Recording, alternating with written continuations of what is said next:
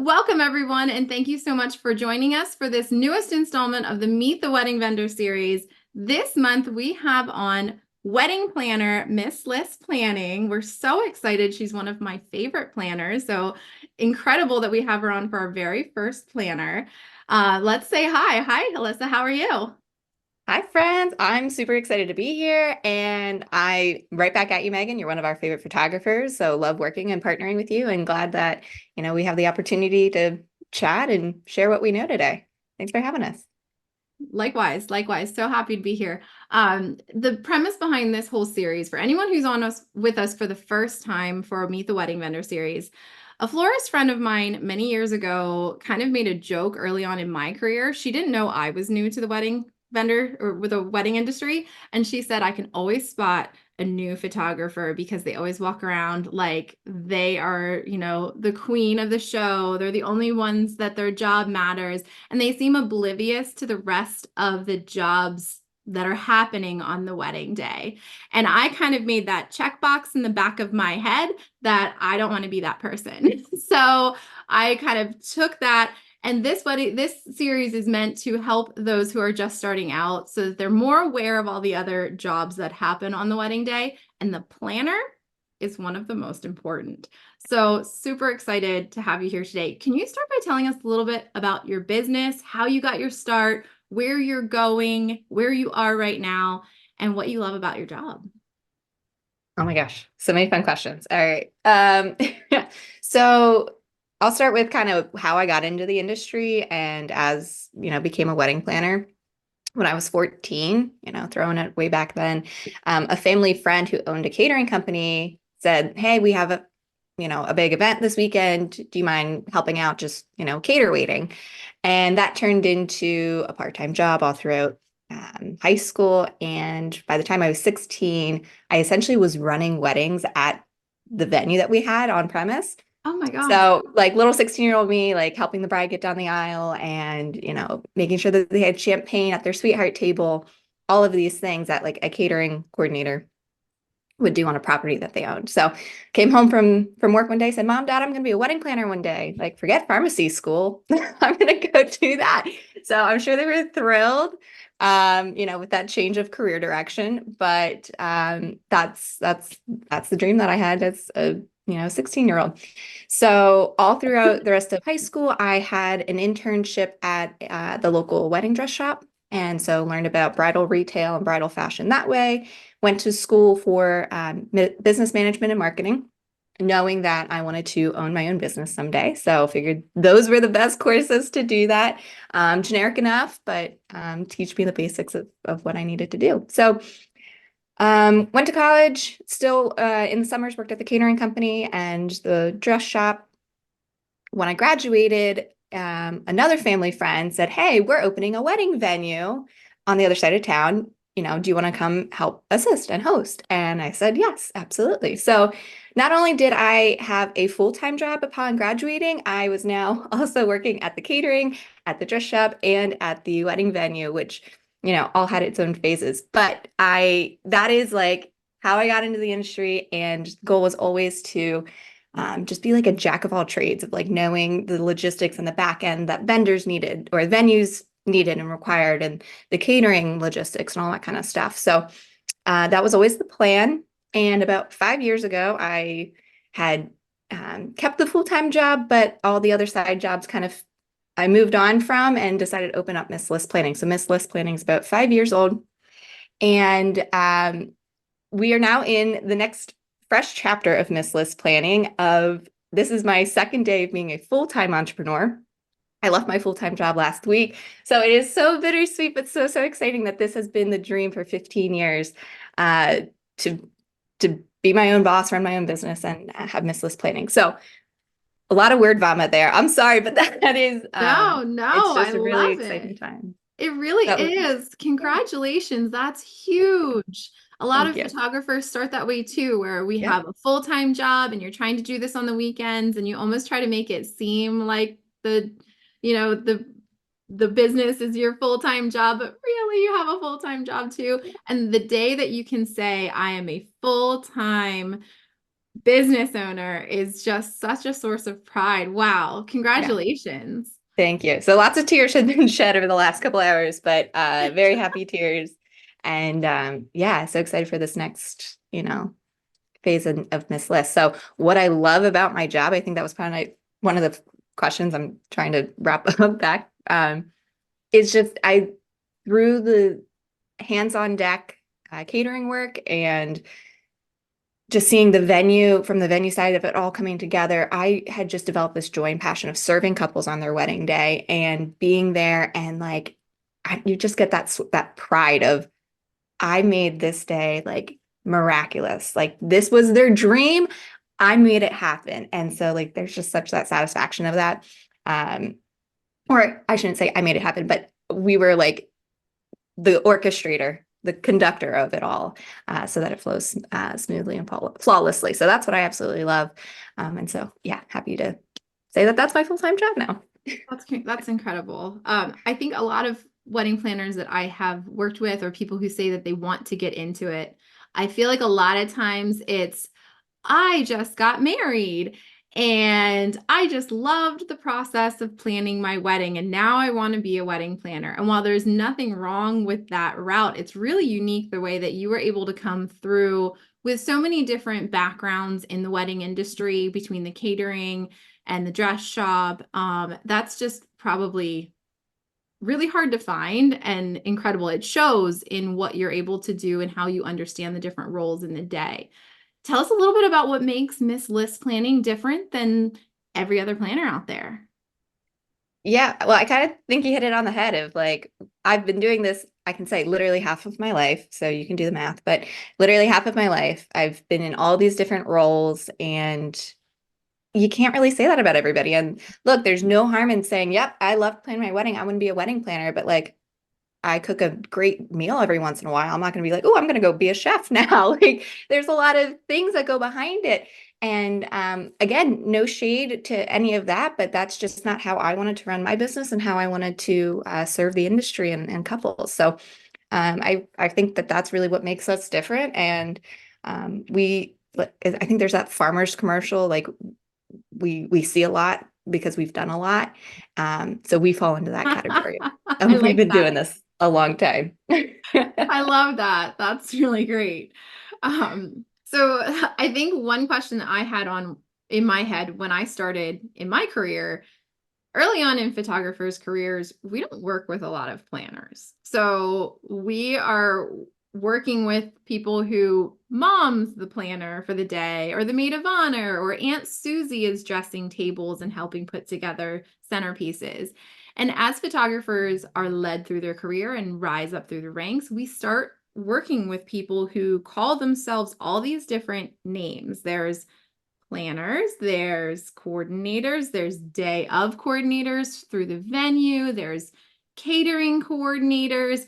Can you help us sift through the difference between all these different titles that all do very different things? Yeah. It gets to be kind of mushy, and everybody has their own definitions for different services that they provide. The first thing I just want to share is like day of coordinator should really be a term that we put in the graveyard. Like it, unless somebody is showing up the day of the wedding and orchestrating things, like that's what a day of coordinator does. And like that doesn't really serve anybody. So if a day of coordinator is literally showing up, like there's pre-planning. So um, that's kind of a shift in the industry that we're trying to make of like day of coordinating is dead. Like that doesn't exist. If somebody's marked it's snake oil, right? But event management or coordination services is completely valid. So I guess that's just like one of the semantics that I just want to put out there. So day of coordinating does not exist. If so, it's not going to be any good. Right? Like I can't imagine showing up and being like, "Oh, hey bride, hey groom, like, yep, I'm gonna run your day for you." And they're like, "Who are you?" Like, um, but there are certainly differences between venue coordinators, planning coordinators, and that kind of stuff. So a venue coordinator is going to make sure that the venue's amenities are provided, that everything is safe, that guests are, you know, parking correctly, that they know where the restrooms are, tables and chairs set up. Like they are making sure that the venue is meeting all of the agreements that they have set forward and, that they do their job. A planning coordinator or somebody who's been involved with the couple and the planning process is going to be much more involved in making sure all the pieces of the puzzle come together. That the venue, yes, is doing their job. So the venue coordinator is part of the team, as is the photographer and the caterer and the florist and the rentals and the DJ and all of these other things. Like the planning coordinator is coordinating all of these pieces, plus the couple, the family, the wedding party, conducting and orchestrating all of that. And then like a full-blown wedding plan, and this is where like the semantics get a little murky and it just depends on service levels and contracts. Event management or planning coordination is typically like the lowest service package that a planner would offer. A lot of them, myself included, offer a partial planning and a full service planning level. And that full service planning is like building the team, soup to nuts. The couple says, hey, here's our vision, run with it. Here's what we want to spend. And the planner is building those teams from the ground up, working on behalf of the client. Partial planning it's a little bit more of a hybrid between the coordination and the full service, where, and each person has different inclusions in that, but some hybrid of the two is what that partial planning looks like. Yeah, that it can get complicated, but just with any business, you can provide whichever service that you decide you want to for your business. And I think it's really important for couples to educate themselves about the different services that different planners provide and what they really need and want on the wedding day. So now I know this is technically for photographers, but if there are any couples listening out there just wondering what a wedding planner is all about, how would you suggest they go about finding the right planner for themselves? Yeah, I mean, it depends on what the couple is looking for, right? If they are super busy in their careers or they're moving or they're finishing up school, like a lot of them are just going to say, hey, I know what I don't know what I don't know. So how can I find somebody to support that? So do I want that full service planner? And if so, then you're looking for somebody who's got a vision similar to what you're looking for, you get along with, right? You've got the same level of communication. Communication is key with any of your vendors, but especially your planner who's building all of this teamwork for you. So if you can't like get on the same wavelength with your planner from the get-go, like it's just going to be frustrating on both sides. So make sure whoever you're hiring for your planner, full service, partial event management, you're vibing and you're having that same level of communication and setting those expectations. So those are just some of the things you'd want to be looking for as a couple looking for a planner. Communication, making sure you just get along, and somebody who meets what you're looking for. If you're somebody who's wanting like a super edgy, very different cutting edge, like you want to have somebody who's got a portfolio that knows how to pull that together. If you're, more timeless, classic, romantic, like you want to find people that match the things that you're looking for. Yeah, that's perfect. And you kind of drove me right to the next point that I wanted to get to. Well done. I'd love to know what makes for a good wedding planner. What type of personality do you think makes a good wedding planner? There might be some people out here that are like, well, I kind of want to be a wedding planner. What do you think it takes? What kind of personality builds the best wedding planner? Oof. Okay. It's tough because I mean, everybody's different. Baseline, obviously great at communication. You need to be good in written, in verbal, because a lot of times, like you can have a great phone conversation, but then you walk away 2 days later and you're like, wait, what was discussed? And what color chargers are we going with? And how did we want the napkin folded? So being able to have those conversations, but communicate that in writing and in design. So communication. You also want somebody who's very detail oriented, right? There's lots of little pieces that move into the day, remembering, hey, dad's in a wheelchair. We need to make sure that we have an accessible ceremony site. And how do we do that? And like, okay, if we're going over cobblestones, is that going to work out? Or how can like, not only just details, but like the logistics of how to make things happen, I think is super key. But having all those detail-oriented features to pull everything together. Oh, hey, caterer said it's a preset salad, but DJ's got this plan and photographer with room shots. Like just having that whole like mathematical formulation come out of your head too is super key. Um, you also need somebody that goes with the flow. Like a timeline is great and it is an awesome order of events, but we have a freak, rainstorm that comes through. What are you gonna do? Like you can't control the weather, but we can control everything around it. Maybe we flip cocktail and ceremony and come back to ceremony. I've Megan, had I know that you happen laughed because we before. shared that Yeah. story a couple weeks ago. But Yeah. or do we hold off and wait 15 minutes for the storm to pass? Do we go to plan B or plan C? So you can only control so much. A shuttle gets stuck in traffic. What are you going to do? Again, do we hold off ceremony? Do we continue without them? So you can plan and plan and plan, but you have to have that element of being able to go with the flow, pivot, make changes, and do it seamlessly without the couple like feeling that you're stressed out and freaked Mhm. out, right? Yes. Like if I'm running around with my chicken, like a chicken with my head cut off, like nobody's going to trust me or believe me or like what you're actually doing. So being able to have that cool, calm, you know, guns of steel is Yeah, it helpful. doesn't matter what's going on in here. It's a matter of what are we portraying to the rest of the people who are following us. Hmm. Yeah. Yeah. So, on the same note, you see a lot of photographers, and we all kind of come at the day with a different personality, a different take, a different way that we work with people. Could you categorize photographers into different groups of like, there's these types of photographers, these types of photographers, maybe personality types or something like that? Yeah. So yeah, yeah. There's just like there's the high energy ones, which are great, that are like, we're gonna go do this, do. We're gonna go do this, do. And like there's like this high energy category of photographers, and they're like the more like go with the flow, chill of um yeah, we got this, no problem. We have time for this. Yeah, we'll do that. So I think those are like the easiest two to The like big bucket, categorize. the big Yeah, bucket. and put in the Yeah. buckets of like the high energy and the like we're good and chill.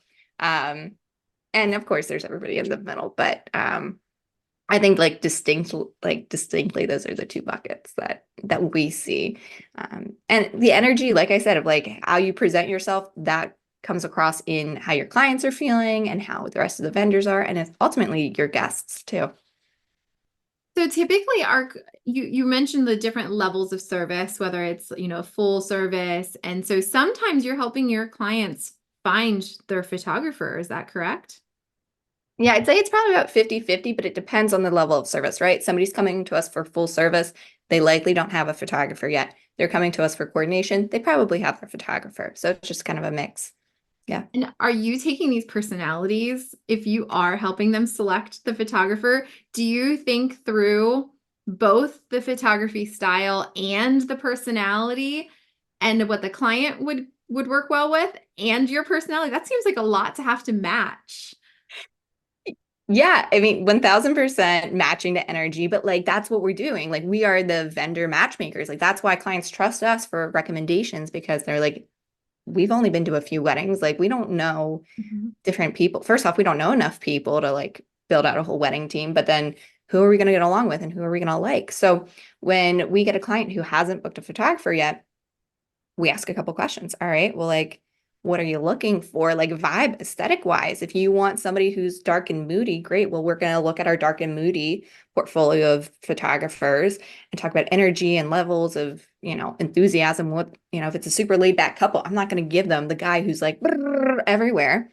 But if I got a couple that's just as excitable and like good with that, then great. We're gonna like make that match and that pair. Think of us as like your best friend setting you up on a blind date with your husband who you're about to marry, right? Like they know what you like and your vibe, and they're gonna make that match. So really, again, what we're looking for when pairing photographers and clients are what's the vibe that you want to go with? Bright and airy, dark and moody, documentary. Do you want just a lot of candids? Like there's people and your photographers, you're going to specialize in, hopefully one vibe or, be able to hang your hat on something. So match you with that and then talk about energy. And then of course budget always goes into that too. Like, hey, we're on a tight budget, or we've got a healthy budget and that we really care a lot about photography and we want to make sure that we have the creme de la creme. So those are kind of the three elements: the aesthetic, the energy, and then of course budget too.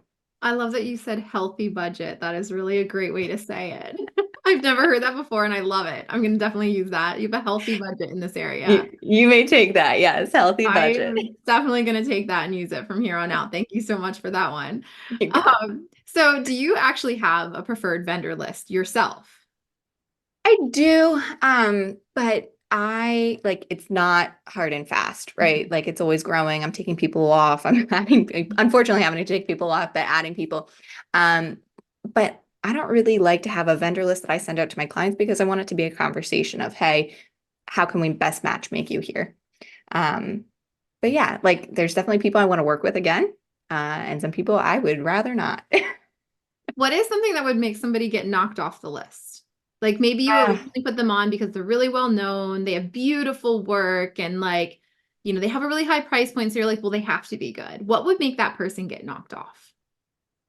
well, if they're just like a jerk, or if they were like really rude to other vendors, if I'm recommending somebody who isn't a team player with other vendors or myself, or very arrogant about their work and like this is what they have to do, and like I'm never going to twist a photographer's arm to do something, and like I really wouldn't want that the other way around. Like we're supposed to be working collaboratively here because it's not about me. It's not about you, photographer. It's about the couple and what they want. Mhm. So that would be like first, like, no, can't do that. Um, Somebody who's just like not very respectful of other people's time and like, hey, again, I'm not going to say you only have 20 minutes for portraits of the couple. Like, I'm not going to do that. That's me personally. But like, hey, we do have a tight timeline here with maybe travel, and you're taking more time than we need to, then that kind of screws everything else up on the timeline, or we've got to readjust um, within reason. What else gets vendors kind of The boot. the boot? I really hate to say this, but I hate when I get a vendor only gallery. I really hate it. Yeah, I almost forget that that happens sometimes because I feel like it's becoming more and more commonplace to just send the full gallery. And I forget that that still is a thing sometimes. Yeah, I really don't understand because as the planner, like we know we've put in all of these details, and like there's maybe photos of something that we wanted that like, hey, we can hang our hat on. Like, hey, we helped design this whole seating chart, and I got one photo of it from the vendor gallery. It like breaks my heart. I'm Oh, like, yeah. I like, and then I feel like the jerk going back to the photographer and saying, hey, can I get the full gallery? They're like, no, we already sent you what you got. Like, I don't know. That's like one of my pet peeves, and I don't really love that a lot.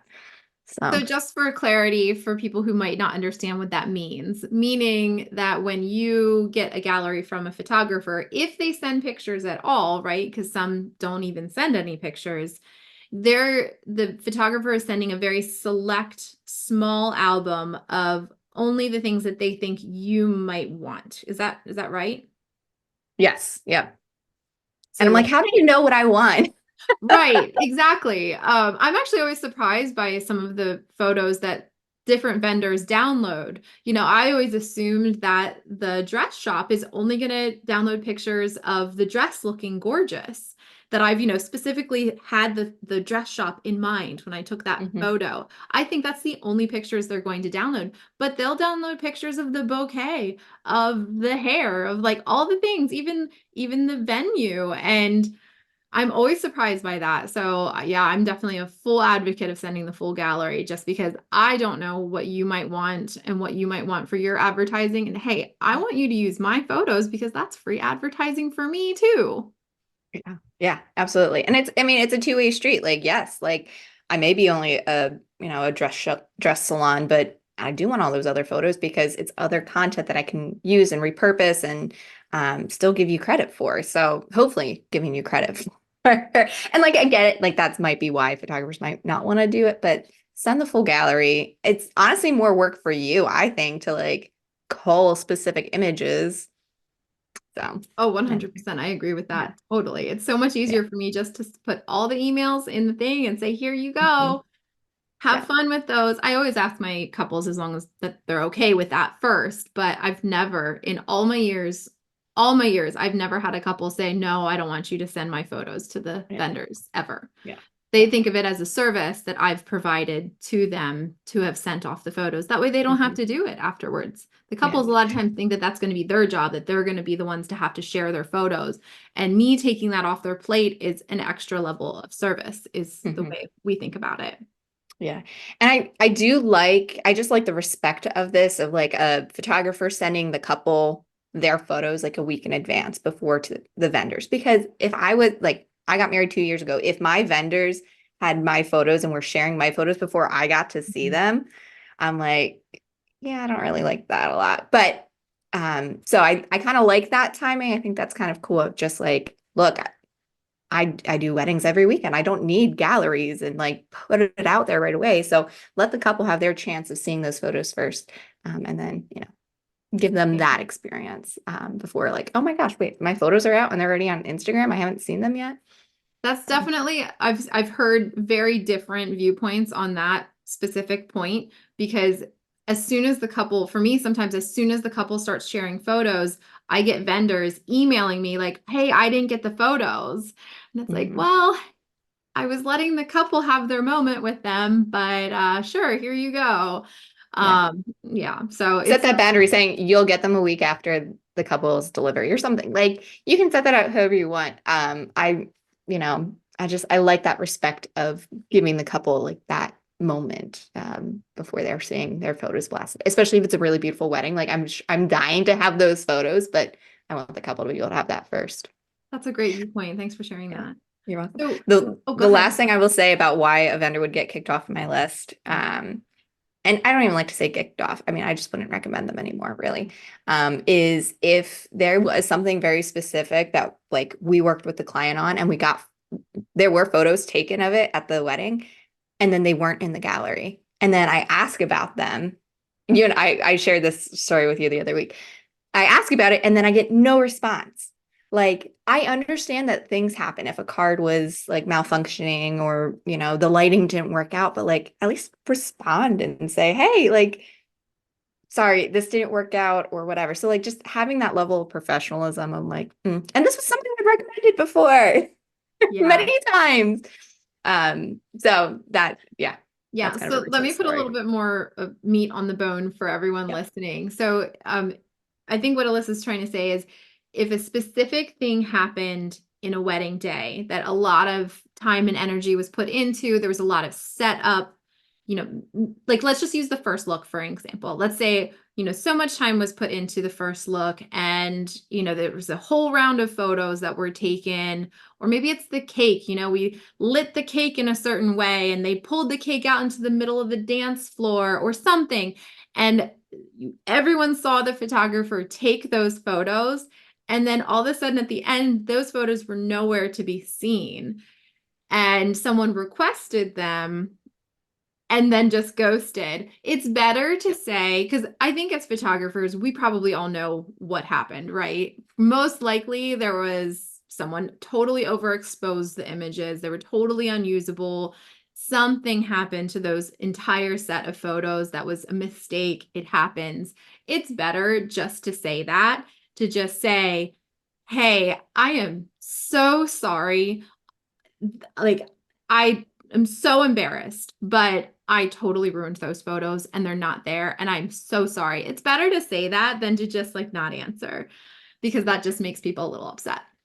Yeah, exactly. Thank you for the added context. I'm clearly still a little like touchy about it. We all And have but those like things.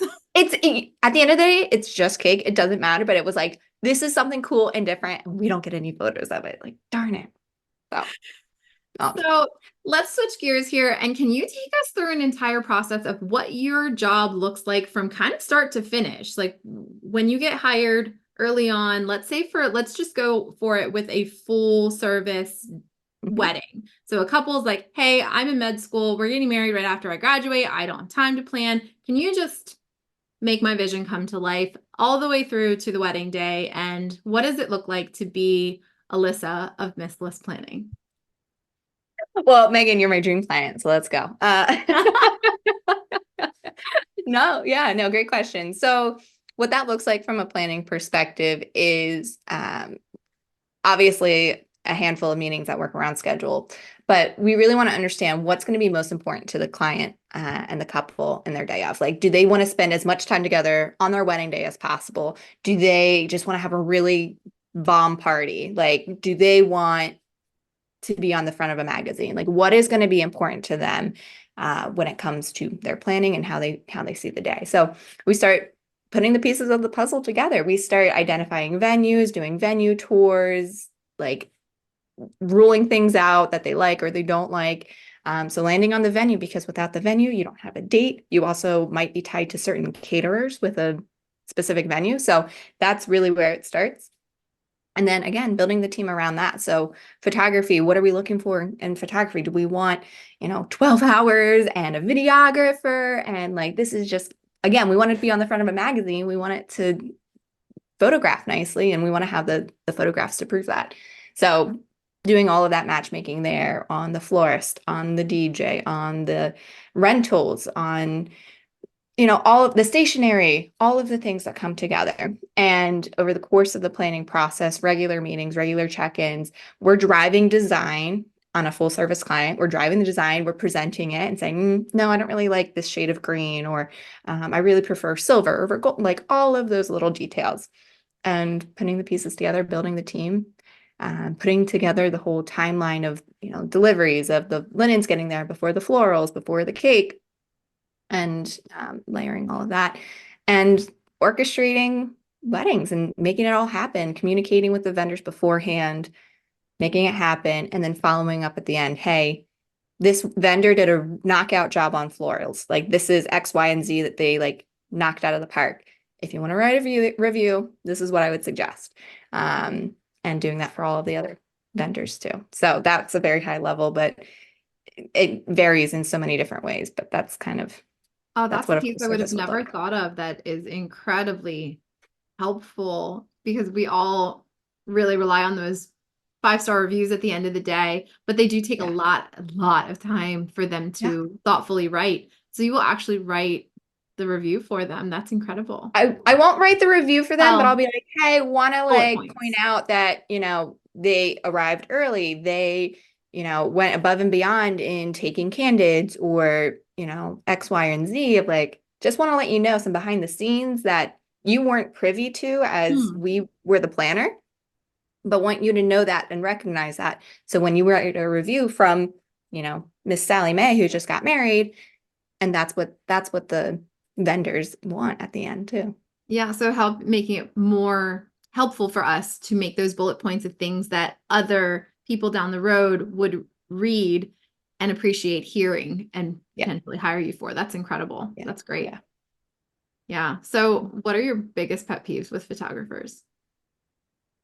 I think I kind of I You think I kind kind of of shared that of you like don't did. like be a time suck, don't be like disrespectful to other folks. Hmm. Um I guess the flip that question, what I also really love is like watching a photographer and videographer like vibe seamlessly. So like again, if you can't like get along with like the partner who's right You got next to to play you, who nice. the client also hired, Hmm. like that's gonna drive me nuts and grind my gears. Um, yeah, if oh, here's another one. A pet peeve of other photographers or just in general, like demanding to be fed. Like we all need food. We all need Yes. fed. I promise you, I will get you fed as soon as I can because you can't be taking photos while also trying to eat your meal and like sustain yourself for the day. So like at least me as a planner, like I will get you fed as soon as I can. I promise you, I'm not going to forget you. But like demanding it is just a little icky. It really is. I mean, I feel like it's my responsibility to have snacks in my bag, but I'm also a mom of four, so I think about snacks in my bag. Mhm. But I think after your first wedding or two, you should realize that you should probably have snacks in your bag. Yeah, always bring snacks, always bring plenty of water. Um, But yeah, I mean, there's not, I'm pretty easy to go with the flow. So I don't know if there's like a lot that's really gonna irk me, but just being a professional really is gonna be your best Yeah. mode.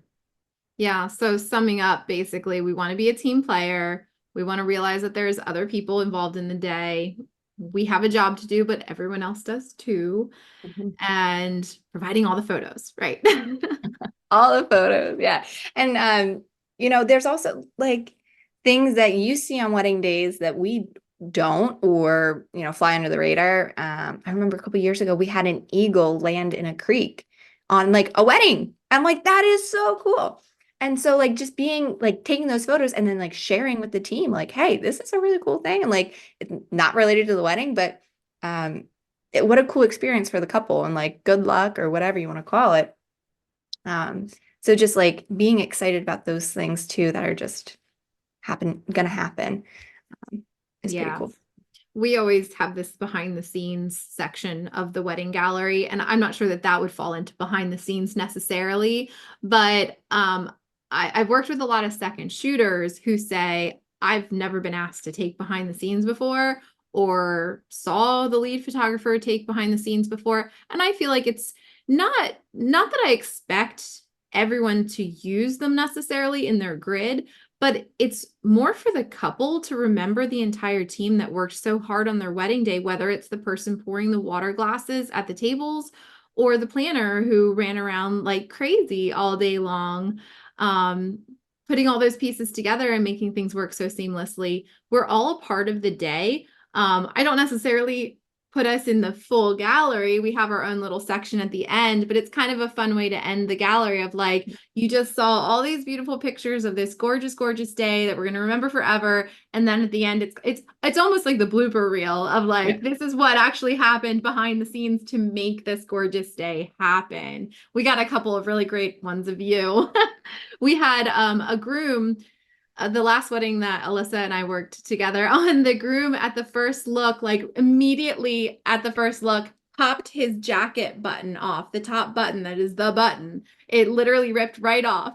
And I was like, oh my gosh, this is going to put the timeline behind like 20 minutes. Like, this is going to take all of our portrait time. And they wanted to do almost all of the photos at first look. And I was like, Alyssa, and you were there with like, like you were like dancing through it. You had it done in like 3 minutes. It was like completely done, totally new button. Everything was fine.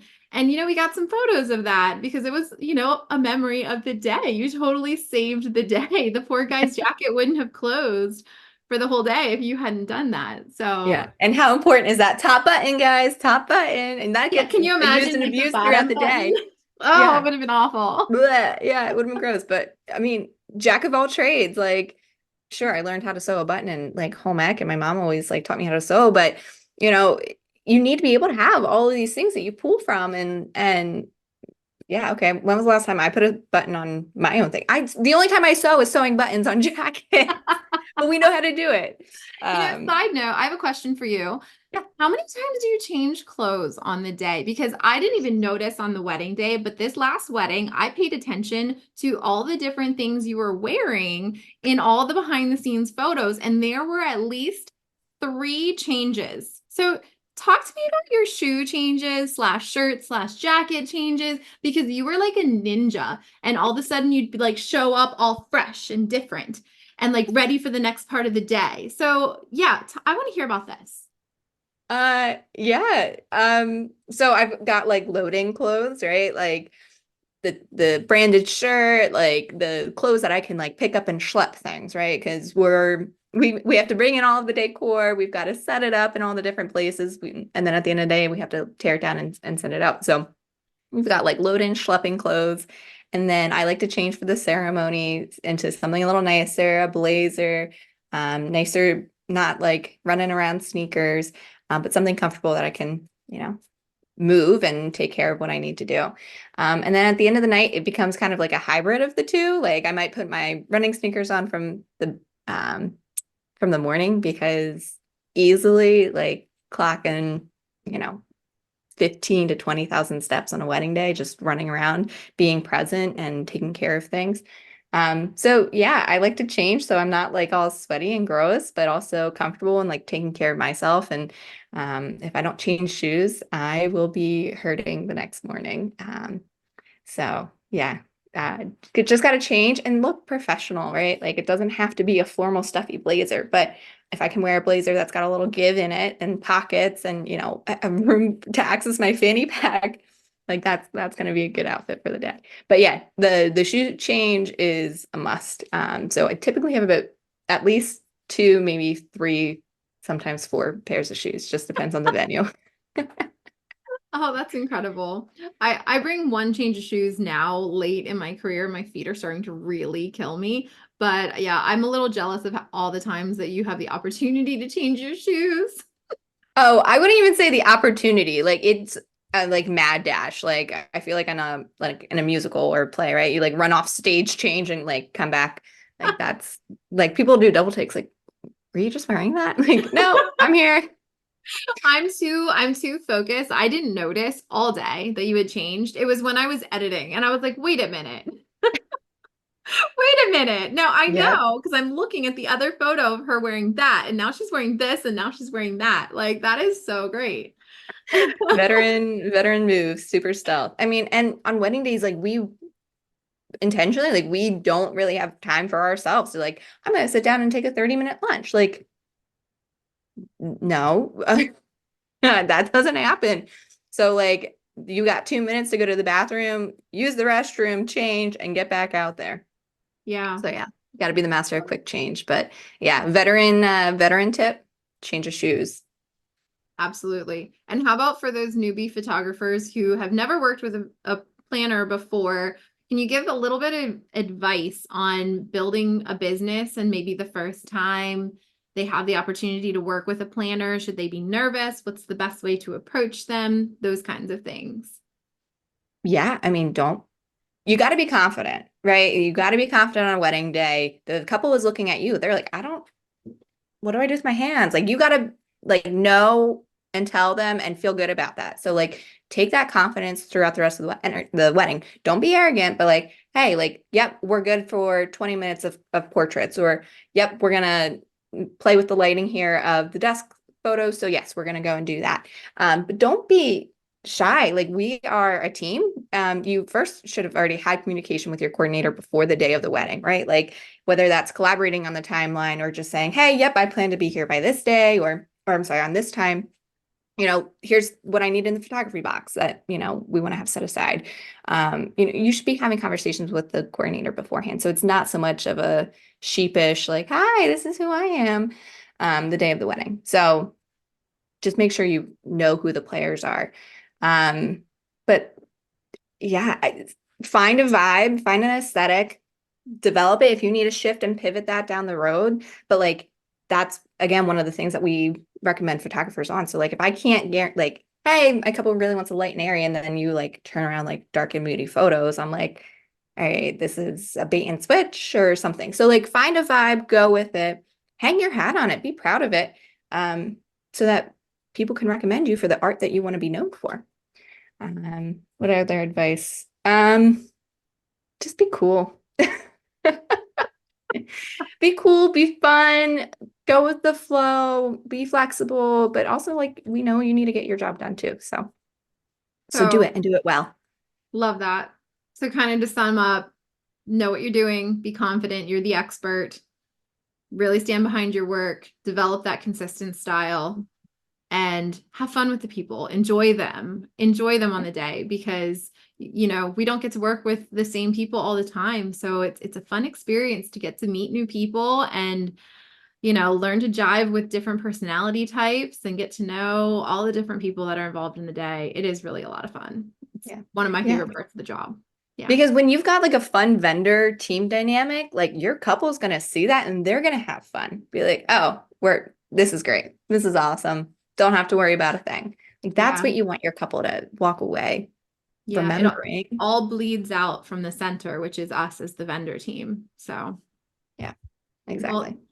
thank you so much for being here with us. You've been the absolute best. I really appreciate your time, especially as you move into this new venture of being a full-time wedding planner. solopreneur, all the fun things. Is there anything that you wanted to talk about that I didn't give you the opportunity to today?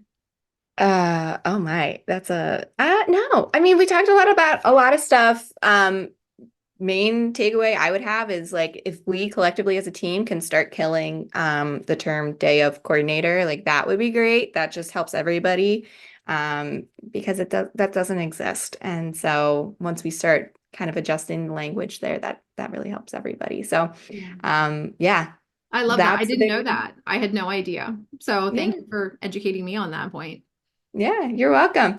And just in this kind of day and age of people transitioning and like becoming their own person and just being aware of the inclusivity too that you share with your couples and not even like your couples, but all the people around them and your vendors too, right? So just be inclusive and welcoming of folks because you never know what you're walking into. And so be friendly and welcoming and a safe place for everybody. So um, that would be my parting message, whether that's working with families and couples and vendors, just again, be a good human being.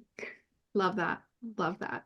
So if anybody wants some more Alyssa in their lives, where can we find you? Where your website? Give us all everything, your social media handles, all the fun things. Yep, you can find me on Instagram at Miss Lyss Planning, MISSLYSS Planning. Facebook, I don't do TikTok yet. Maybe that's me as a I don't millennial. either. I don't either. I just can't do it. I am, if anybody out there wants to create a TikTok and run that for me, let's have a conversation. But Same over here uh, too. yeah, so mostly on Instagram. You can also check out my website, www.misslistplanning.com. And yeah, see you out there, friends. Thank you so much for this opportunity, Megan. You are just a ray of sunshine and love working with you, partnering with you, and being a part of Lancaster Photography School for the day. Thank you. You're so welcome. Thank you. You are also a ray of sunshine. I can't wait for the next wedding with you. Appreciate everyone for being here today and good luck with the rest of your years. Have a good day. Bye, everyone.